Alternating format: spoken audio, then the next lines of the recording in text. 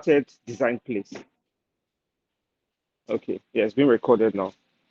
So we started Design Place with the intention of taking design thinking to the grassroots, to schools at different levels. So we were aiming to get to primary, secondary schools and tertiary institutions, which we, in the last 7 years, we've been privileged to equip about 400 people with design thinking skills in Nigeria, from Lagos to Ogun State um, to to Kaduna. So from the north to the south, we have been privileged to reach people, and we've reached people in different capacities. We've reached people in corporate institutions as well as in educational settings. And design thinking is something I'm really passionate about, and it's because of the power it gives the individual to solve problems, or it gives the community or the collective to solve problems.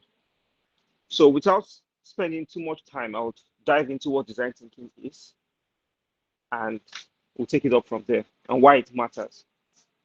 So design thinking is a framework for solving problems.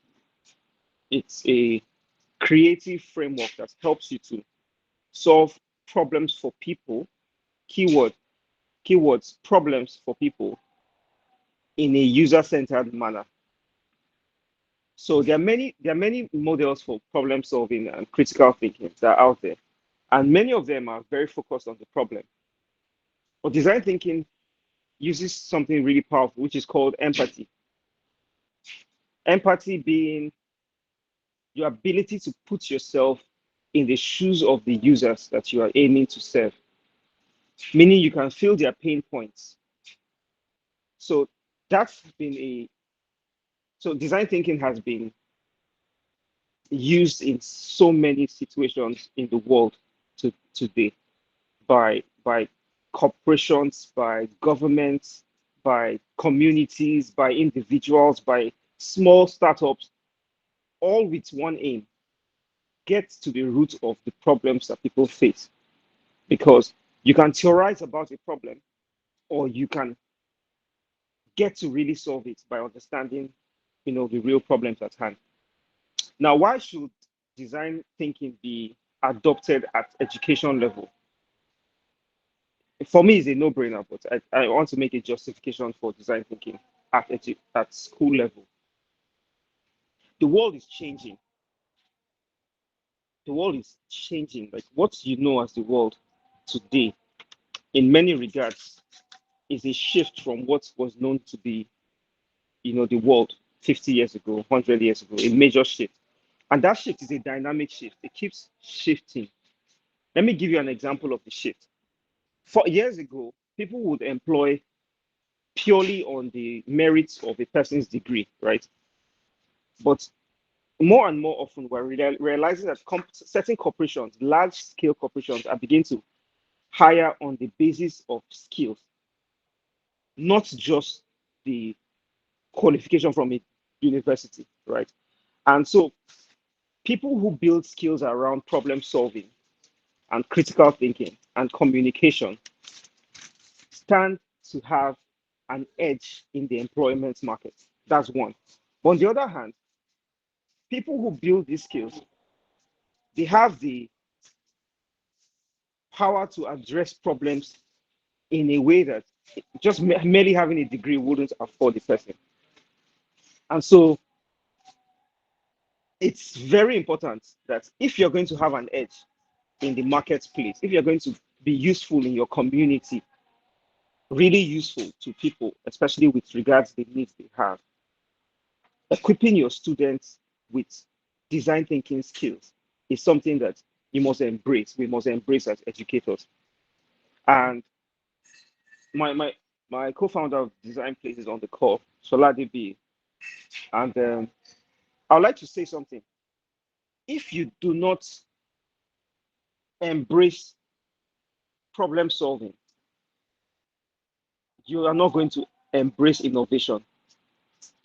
And design thinking offers you a, a direct path, you know, into the world of innovation, because You don't wait for things to change. You can go to the root of situations and find the real problems. And by finding the real problems, you can solve them. So I'll be taking us through the 5 stages of design thinking. And this is a tailored approach by a company called Ideo. Ideo is one of the most innovative companies in the world, top 10 most innovative companies in the world. They created what we call design thinking in the early 80s. Ideo is credited for designing the first Apple mouse. This is not an Apple mouse, this is a Logitech mouse, by the way.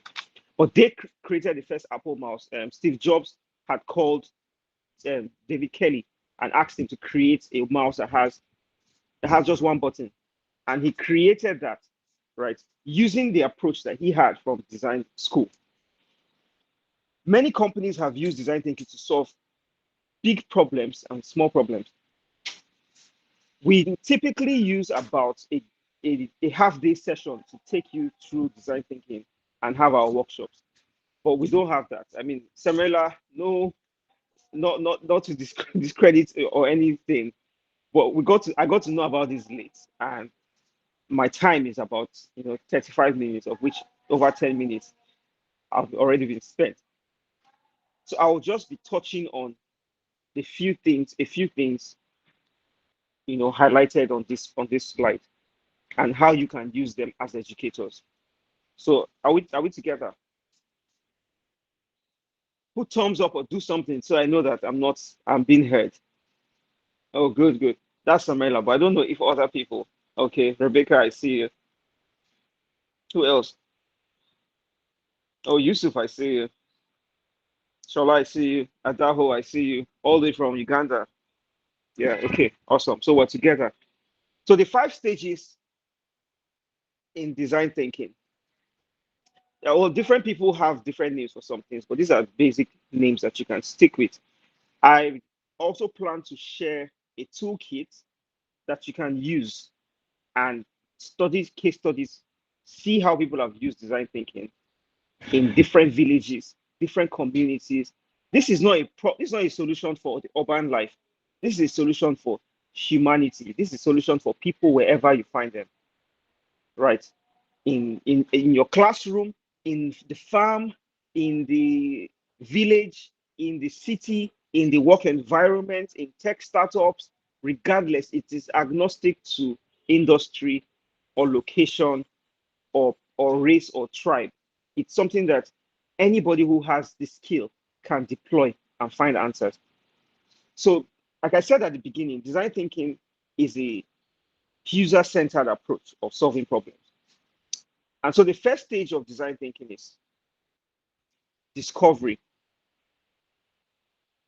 In design thinking, what you're trying to do, and this is what you're doing with your students as well, you're trying to eliminate the assumption of knowledge, which is thinking that you already know what the problem is.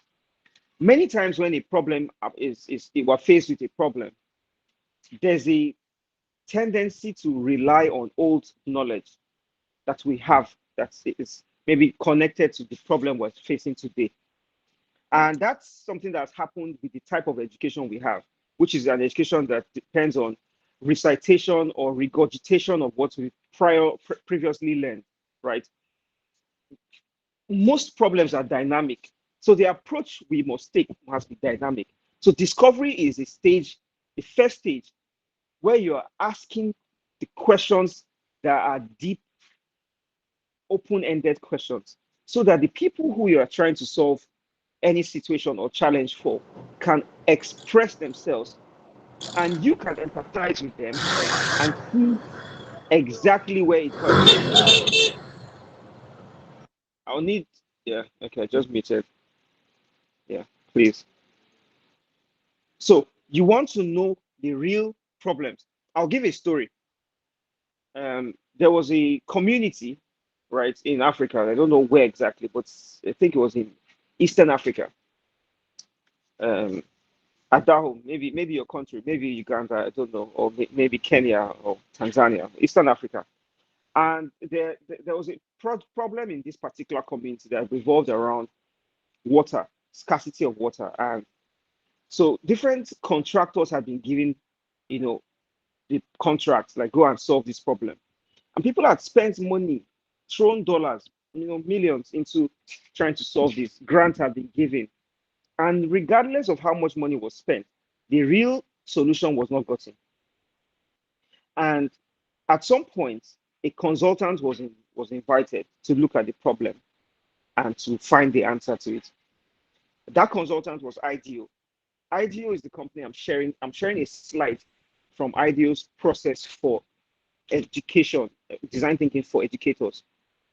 What happened was they got there and they started to listen to the people, the women that were going to fetch water from a distant stream several kilometers away. They listened to the children, they listened to the men. And by listening to the people, they found that the root issue was not what had been previously approached and attempted to be solved. It was a different problem that was creating this major problem that everybody was throwing money at, right? I share that story to say discovery is a stage where you use questions and observation to reduce and minimize your assumptions of what the problem is and increase your understanding of what the problems really are. In this stage, what you're doing is you're trying to understand the challenge and you're trying to prepare research and gather information. Now, I want to give you an example of a problem that you may find in your classroom, right? There might be a problem where students are sleeping during class hours. That might be a problem that you want to test. And this is not about I teach mathematics or I teach English language or I'm a STEM teacher or I am not a STEM teacher. I teach art courses, I teach fine art or I teach music. Whatever thing you teach grants you access to the real audience, which is the hearts and the ears of your students. What you do must transcend the subject you teach.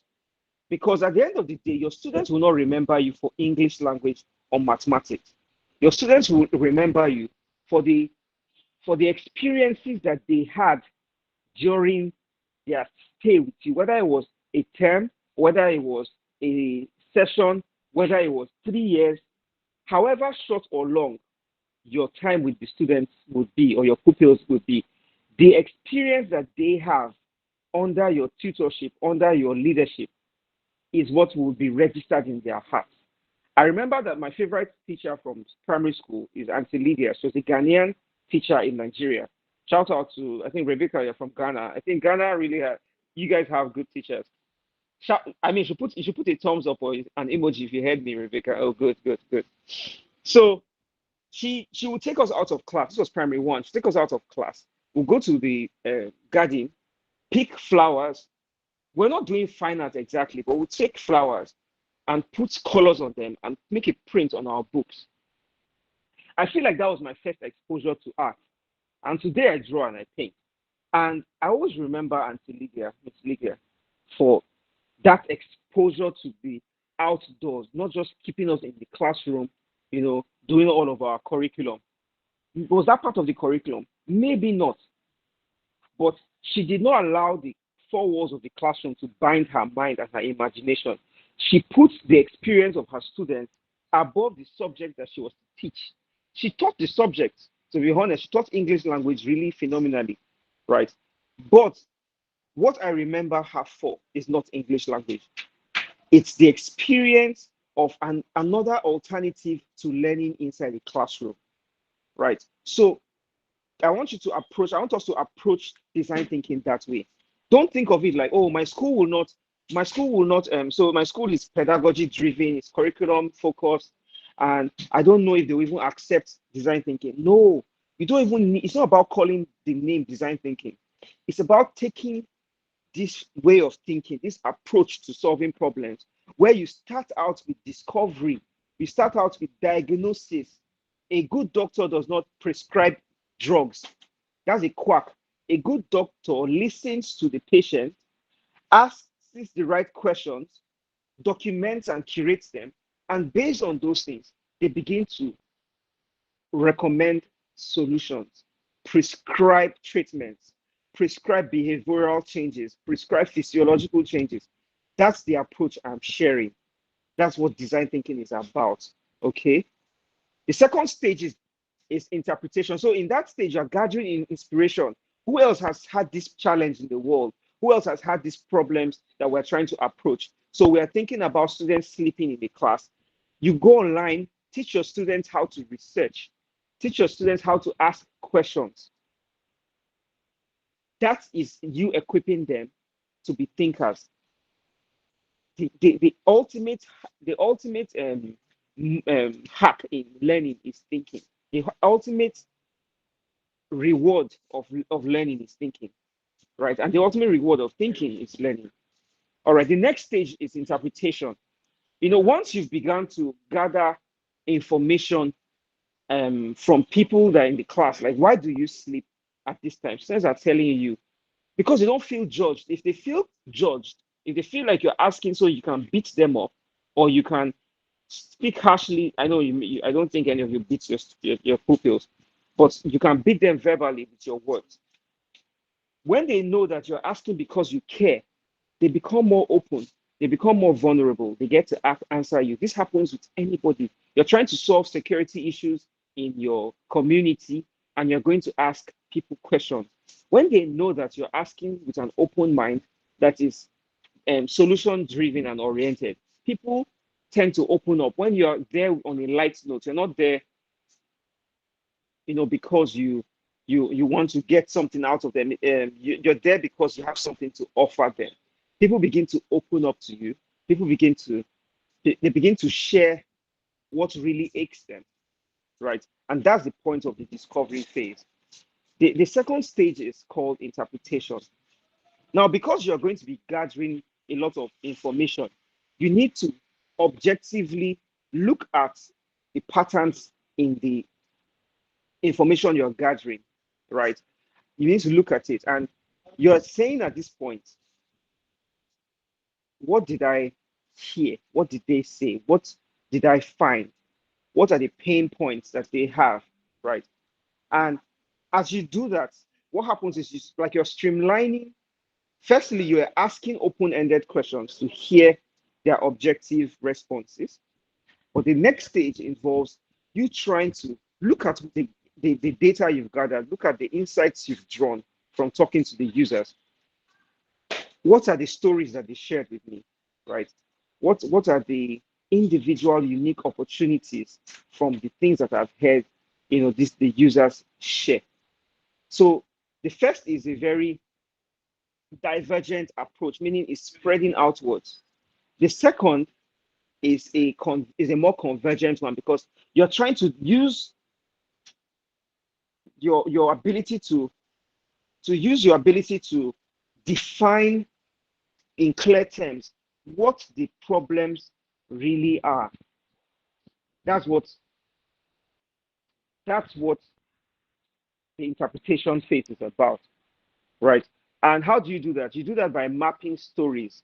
So there's a Nadia. Nadia is a student in your class 5, and Nadia tells you that the reason she sleeps is that at home she sleeps very late, primarily because she has this many chores to get done in the evenings, and when she wakes up, she has to trek 2 kilometers or 2 miles to get water before she can prepare to go to school.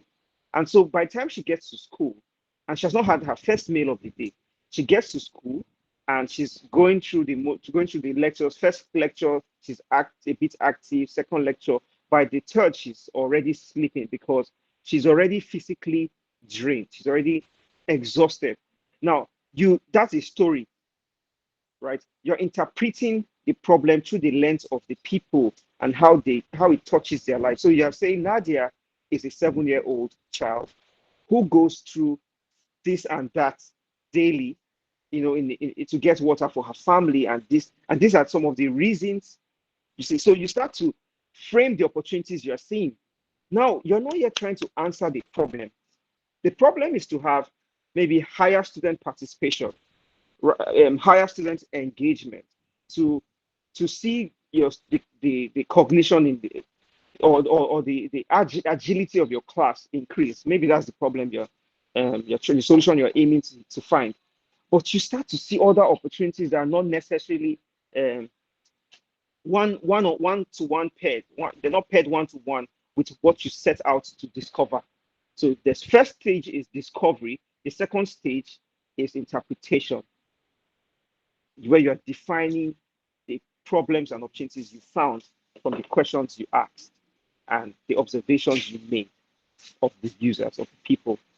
The third stage is called ideation. And ideation the, is the process of exploring possibilities. Now, if you notice the curve, right, the graph on the slide, the yellow graph with the black line and arrow, you see that it goes up and down and up and down and up. What happens every time it goes up is that it's telling you that, just like my hand, it's open, it's a very open approach you're taking. And whenever it's coming downwards, what you're saying is that it's streamlining downwards. So interpretation is a stage where you are streamlining the insights you've gathered. Whereas ideation is you're exploring new possibilities. So you see it's going upwards and outwards. You cannot afford to have a closed mind to whatever you had assumed the answer to this problem is. At this stage, you must remain like a child. You must be open-minded. You must ask more questions. What can this be? How might we address the issue of water availability, or the amount of work Nadia gets to do per day? How might we alleviate, how can we create alternatives for these things that Nadia has to be responsible for? You are not bringing up answers. No, you're exploring possibilities, right?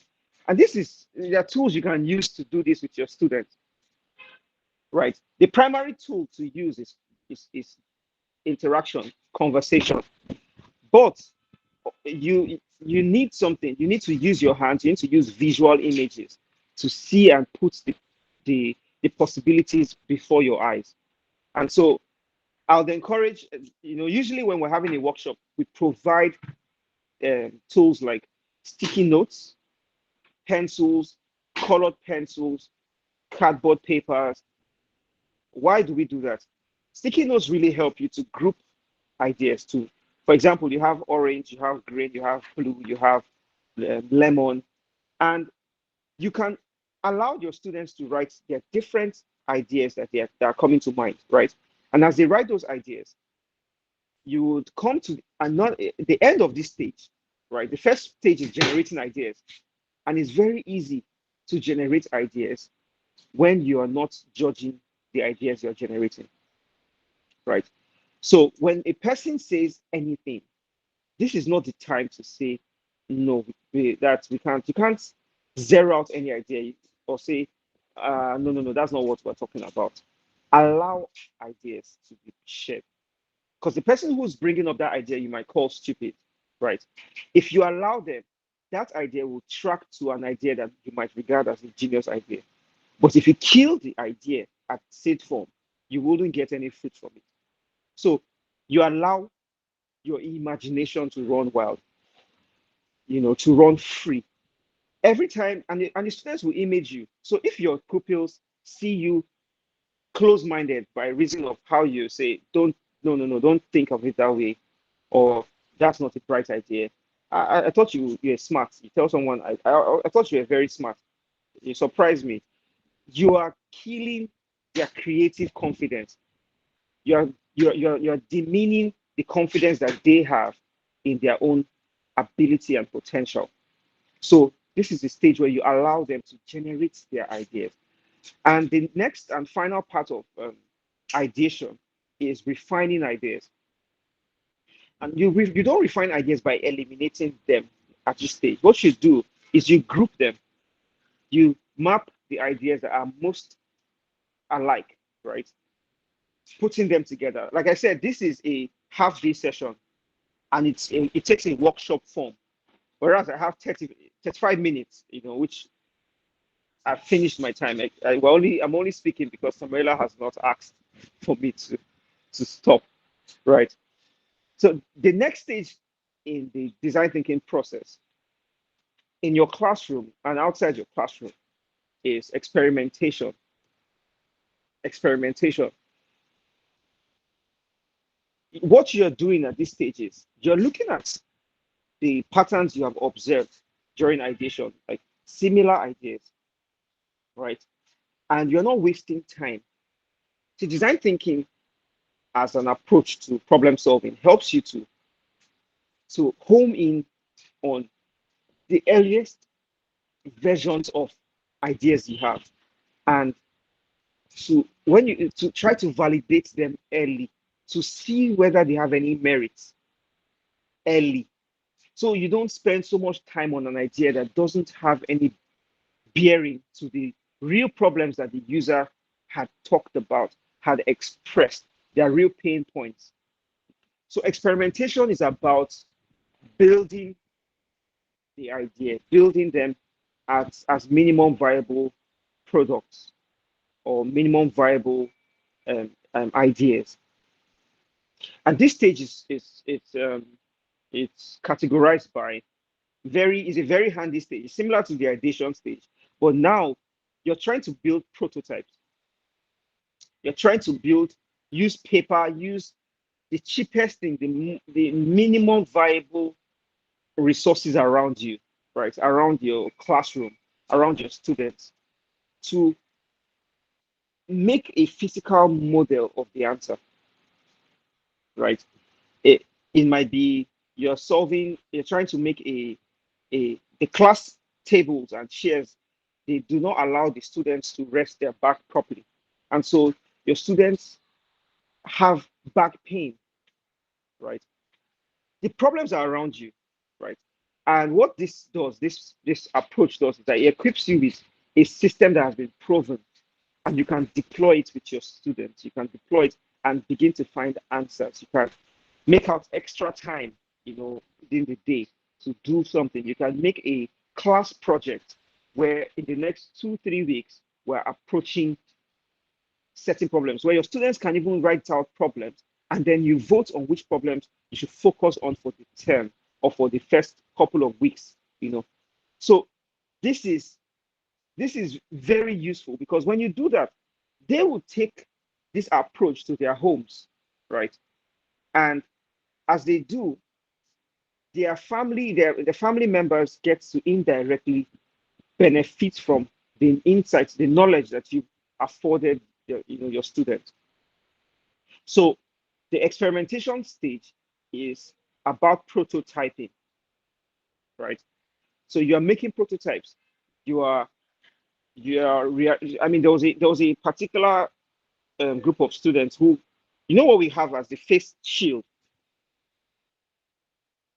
The face shield, the face shield during the COVID crisis in 2020 was created, and like I said, I would be sharing IDEO's toolkit for design thinking for educators. It has several case studies. It has several real life examples in the classroom and outside the classroom that you can leverage. Now, this group of students were doing a program somewhere in England, right? And their teacher asked a question. Now, if you remember in 2020, when everybody was putting on the face mask, um, it became the research concerns about there are growing concerns from research that it was reducing the oxygen supply, you know, to the lungs, because people were not breathing as much as they could. And on one hand, they're like, oh, we need to use these face masks to reduce contamination, how much, risk of contamination, risk of, spread of the disease. But on the other hand, they're like, this is affecting how much oxygen or how effective our breathing is, right? So this group of students with their teacher. They use design thinking to approach this problem. Now, this is something you can research, you can Google, right? Um, what they came up with was what you know as the face shield. The face shield was originally designed by a group of students under their teacher who was helping them to use this skill they have been learning called design thinking. And that's how the face shield was invented. And they did not, it was like an open patent. They didn't make it something that they had to earn royalties for. That was the choice of the students and the teachers. And that made it open source because they were thinking about how can this be adopted in Asia? How can this be adopted in Africa? How can this be adopted in the Arctic or in Europe? And because of that way of thinking, it made it open for people to explore and to enjoy. And different versions came out. And there was a lot of innovation and modification to the original idea that they had. That is an example of how design thinking has been used to solve problems. Another example was there's an immunization case study in Pakistan where, okay, you know what I'll do? Like I promised, I'll share, the toolkit, and then I know you're learners, you're a lifelong learner, so you'd dive in and explore, the wealth of knowledge, with the toolkit, especially the case studies. Do well to spend time on the case studies, and you will begin to see a pattern, and you will begin to identify problems that you might have ignored in the lives of your students, in your own lives, in the lives of people around you, because you maybe felt that the answers were with the government. The answers are with you.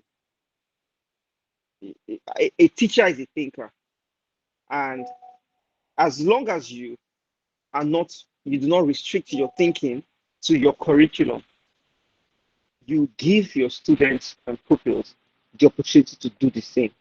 But when you say, no, I'm a math teacher, I'm a science teacher, an English teacher, and so my 45 minutes it is for science, it is for math, because you're trying to equip them to have a good grade, not knowing that the most important thing you can give them is the ability to think objectively. It's a framework for thinking, how they can approach life and approach the world and be relevant in the world because they are relevant to people solving the problems that are around them. So experimentation is largely about prototyping, and you're not using some 3D printing machine or a CNC cutter or some laser, tools like Iron Man. No, no, no. That's not what prototyping is about. Prototyping is about using what is around you: cartons, paper, scissors, glue, needle and thread, to make the earliest version of what your idea can look like, right? And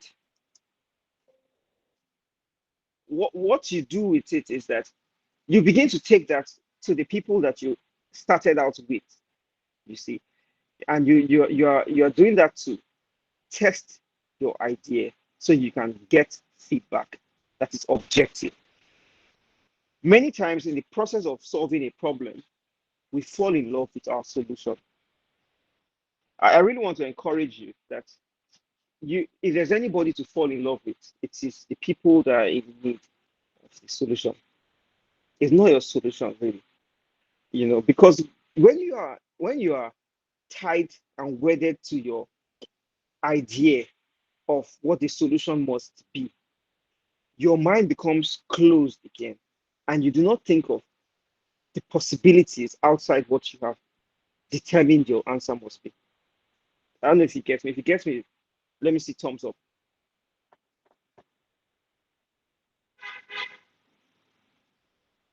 Some, yeah, okay. So awesome, awesome. Glad you're following. So you want to be objective in your analysis of the prototype. You want to be objective in your analysis of your earliest ideas, even your later ideas. But the point is, you must get it to the users to see, to test. at your earliest convenience, right? And the next thing that happens when you've done that is, I remember one of the points of prototyping and experimentation is you want to use the least amount of resources, right, to test the viability of the ideas.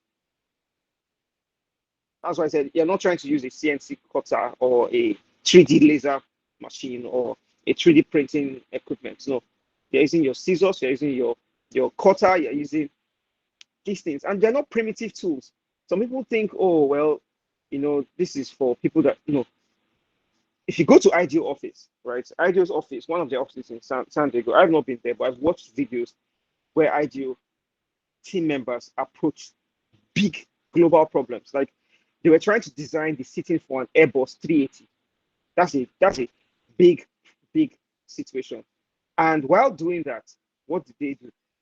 They were they were using these simple tools to test the ideas they had. So evolution is the last stage, and what evolution is about is asking, how can we make this better? How can we improve these ideas that we have prototyped? What lessons from the feedback we got in testing this idea is relevant for a new prototype, right? You're asking these questions objectively, you're making notes of them, and it leads to the next iteration of your prototype. What you're doing is you're trying to refine the answer that you're discovering, that you're deriving, the answer to the problems that you identified because of the discoveries that you were making at the beginning, right? So, design thinking is a very hands on approach, and students would embrace this approach. And I'm sure you know why. It's because it gets them out of their chairs and gets them on their feet. Students spend too much time, people spend too much time on their chairs. Uh, Someone once said that we are 50% limbs, meaning 50% of the human body is your limbs, your legs, and your hands. And that the reason why God made you that way was so you can move. And it seems like the older we get, the less we move. You know, the more we sit down, the more we can become docile. So students, you'll find that your pupils always want to move. Using tools like this help them to engage better, right? It helps them to be more actively engaged, in the process of learning. So at this point, I'd just like to take questions. So whoever has questions from things I've shared, whether from the 5 stages or maybe any case studies I mentioned, or my definition of what the process, design thinking process is, right? I would like to take questions. My time is overspent, and I say thank you, Samarila, for graciously extending my time, even though you didn't tell me. I think I'm the one that just considered moving. If you do have questions, I mean. So Adahu, I think your hand is raised. So please feel free to unmute and ask.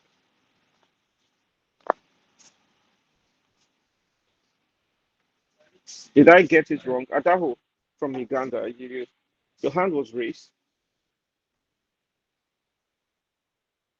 Okay, maybe I.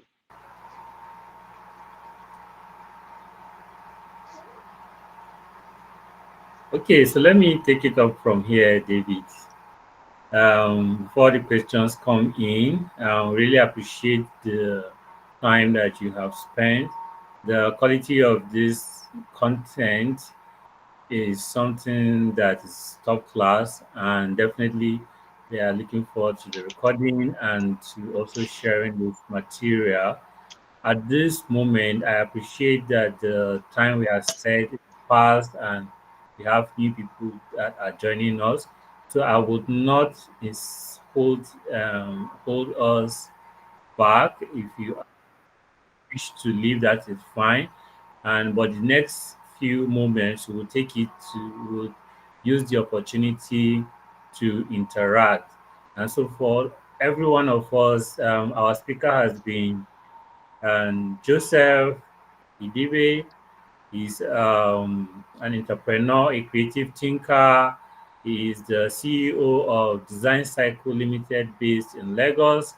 They work on interior, so they work on design, and we know design. So in design, that's architecture, interior design, project management, but we can see that it is the same skill set that we use in solving problems, creating solutions across broad spectrums of our lives. He's also the co-founder of Innovation Academy, where they are really focused on using design thinking as a tool for solutions. So they teach design thinking to businesses and to individuals. So thank you so much, David, for your time. I'm also going to put up the recording at Thank you, this point. Samaila. Yes. Yeah. And in case also